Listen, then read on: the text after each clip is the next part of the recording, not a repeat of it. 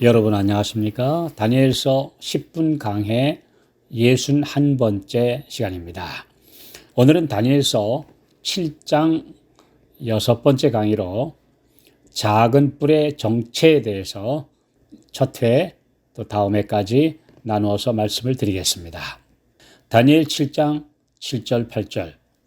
이 짐승은 전에 모든 짐승과 다르고 또 10뿔이 있으므로 내가 그 뿔을 유심히 보는 중 다른 작은 뿔이 그 사이에서 나더니 먼저 뿔 중에 셋이 그 앞에 뿌리까지 뽑혔으며 이 작은 뿔에는 사람의 눈 같은 눈이 있고 또 입이 있어 큰 말을 하였느니라. 다니엘 7장의 네 짐승에 대한 계시는 사실 다니엘 2장 신상에 대한 예언과 거의 같은 내용이지만 여기서부터 종교적인 역사가 서술되기 시작합니다. 사실상 네 짐승, 곧 네 나라는 작은 뿔을 설명하기 위한 배경입니다. 성경의 세계사는 구속의 역사를 중심으로 전개되기 때문입니다. 그냥 타락한 인간들이 죽고 죽이며 땅 따먹기 싸움을 벌이는 그런 역사는 신앙적 관점에서 아무 가치 없는 흑 역사에 불과한 것입니다.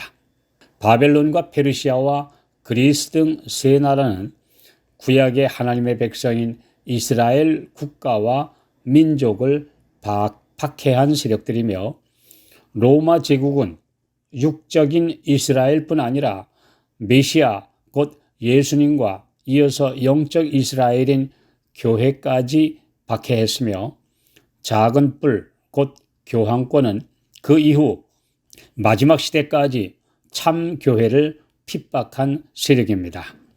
그래서 이들 다섯 세력이 하나님을 대적하는 종합 짐승의 모습이며 계시록 13장에 나오는 짐승과 같은 그림입니다. 그러면 다니엘 7장 8절과 24절로 25절에 묘사된 내용 그리고 천사의 설명을 통해서 작은 뿔의 정체를 확인해 보겠습니다. 그 신원 확인과 그가 하는 역할을 보면 다음에 10가지 사실이 적시되어 있어서 이 작은 뿔의 정체를 확실히 증명해 줍니다. 기본적인 세계사의 지식만 가지고도 누구나 이 세력이 누구를 지칭하는지를 너무나도 쉽게 알아맞힐 수 있습니다. 자, 작은 뿔의 신원 확인 10가지를 살펴봅니다. 첫째로 일어나는 장소. 여기 보면 넷째 나라인 로마 제국의 영토 안에서 발생합니다. 두 번째, 시기. 서로마가 망하고 10나라로 나누인 후로 AD 47년, 서기 476년 바로 직후입니다. 그리고 세 번째로 강한 세력, 이 동류, 다른 10뿔보다도 강하다고 했는데요. 유럽의 열국들을 지배하는 세력입니다. 그리고 네 번째, 먼저 있던 자들과 다르다라고 했는데요. 그 정치 세력과 다른 종교 국가이기 때문입니다. 다섯 번째로 새 뿔을 뽑아버림 이렇게 예언되어 있는데요.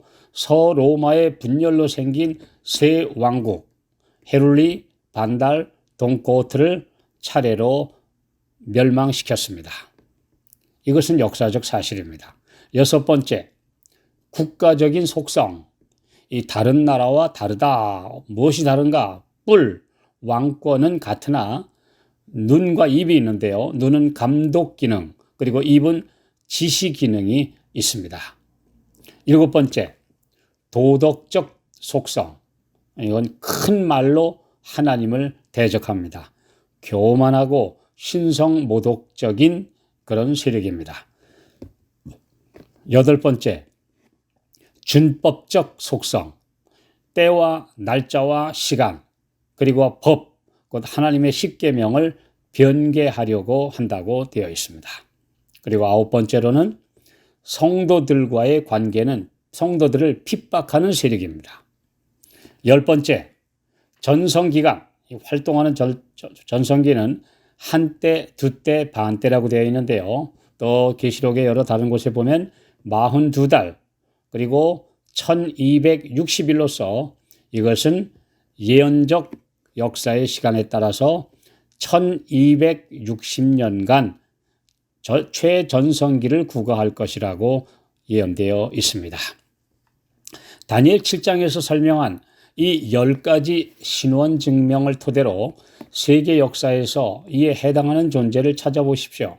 너무나 쉽게 찾을 수 있습니다. 여러 후보가 있을 수 없고 오직 로마 교황권 외에는 없습니다. 마치 범인을 찾기 위해 증인들의 진술을 가지고 몽타주를 작성하듯이 너무도 정확하게 들어맞습니다. 교황을 작은 뿔로 적용하는 것은 어떤 개인적 감정이나 비평적 시각 때문이 아니라 오직 성경 말씀에 의한 진실을 찾는 문제입니다. 이 작은 뿔을 다른 세력으로 해석한 것은 모두 가톨릭의 제수이트 소속 학자들이 만든 과거주의 해석 방법, 그리고 미래주의 해석 방법, 그리고 미래주의에서 파생된 세대주의 해석 방법의 이론이 있습니다만 그들은 2000년 동안의 역사를 다 덮거나 무시하고 극히 일부만 가지고 임의로 해석해서 적용하는 것입니다. 진실한 성경학도라면 아무도 이런 해석에 동의할 수 없을 것입니다. 미래주의와 세대주의 이론은 모든 과거 역사를 다 무시하고 장래 언젠가 적그리스도가 나타날 것이다 이렇게 주장하므로 현재 전 세계를 배도로 이끄는 적그리스도를 가려버립니다. 이렇게 해서 결과적으로 그들을 옹호하는 역할을 하고 있습니다. 사탄의 거짓 속임수, 곧 사탄의 괴계에 속지 않으려면 이 예언의 말씀을 깊이 연구하고 깨달아야 합니다. 로마 제국 이후에 큰 힘을 가지고 진실한 교회를 박해하며 성도들을 죽이고 괴롭힌 세력은 두말할 것 없이 중세 종교 암흑 시대를 지배했던 로마 가톨릭 교회, 즉 교황권이었습니다. 객관적인 교과서나 언론 기사에서도 이런 사실을 확인할 수 있습니다. 다음의 기록을 보겠습니다. 이해남 세계사 79쪽에 있는 내용인데요.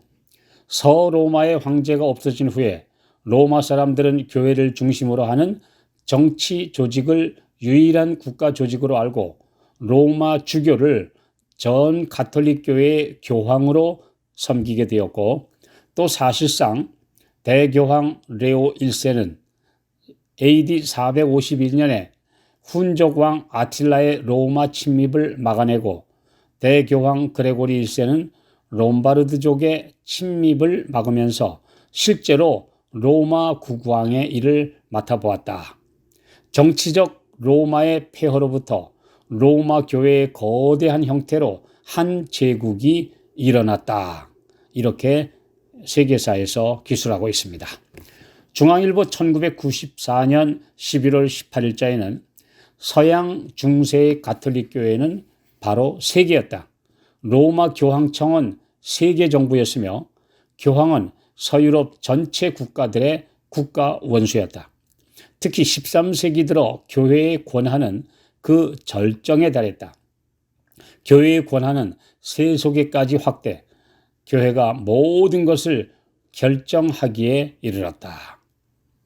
수많은 종교 지도자들 중 기독교 중심에서 보면 변두리인 로마 교회의 감독, 곧 수석 장로에 불과한 사람이 어떻게 세계 교황이 될 수 있었는지 이는 불가사의한 일입니다.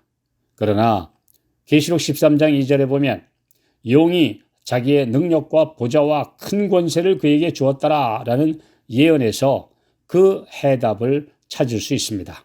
즉 사탄이 로마 제국을 지배했고 그 서로마가 국가의 속성상 부패와 해이로 망하게 되자 그 보좌와 큰 권세를 로마 교회의 감독에게 넘겨준 것입니다. 인간 이상의 힘이 작용했기에 그 오랜 세월 동안 무소불위의 힘을 가질 수 있었던 것입니다. 오늘날도 권력지향적인 사람의 본성은 변하지 않았습니다. 오늘날 작은 교황이 되고 싶어하는 사람들이 많이 있고 그런 사람들을 사탄은 이용합니다. 마태복음 20장 26절로 28절 너희 중에 누구든지 크고자 하는 자는 너희를 섬기는 자가 되고 너희 중에 누구든지 으뜸이 되고자 하는 자는 너희 종이 되어야 하리라. 인자가 온 것은 섬김을 받으려 함이 아니라 도리어 섬기려 하고 자기 목숨을 많은 사람의 대속물로 주려 함이니라. 이 얼마나 예수님과 대조되는 모습입니까? 우리 확실하게 성경에서 해답을 얻게 되시기 바랍니다.